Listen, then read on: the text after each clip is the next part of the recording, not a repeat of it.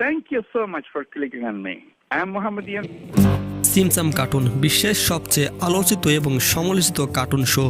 অনেকেই দাবি করেন এই কার্টুনের যা দেখানো হয় তা নাকি ভবিষ্যতের সাথে মিলে যায়। অতীতেও এমন অনেক প্রমাণ পেয়েছে বিশ্ববাসী। সম্প্রতি বাংলাদেশের কোটা আন্দোলন এবং ডক্টর ইউনূসের প্রধান উপদেষ্টা হনে ঠিক 11 বছর আগে সিমসাম কার্টুনে একটি এপিসোড প্রকাশ করা হয়, যা সম্প্রতি বাংলাদেশের পরিস্থিতির সাথে মিলে যাচ্ছে বলে সোশ্যাল মিডিয়ায় অনেকেই দাবি করেন। অনেকে বলছেন বাংলাদেশের কোটা আন্দোলন এবং মোহাম্মদ ইউনূসের প্রধান উপদেষ্টা হওয়া নিয়ে নাকি সিমসাম কার্টুনে 11 বছর আগে একটি ভবিষ্যৎবাণী করা হয়, যা বর্তমান সময়ের সাথে হুবহু মিলে যাচ্ছে।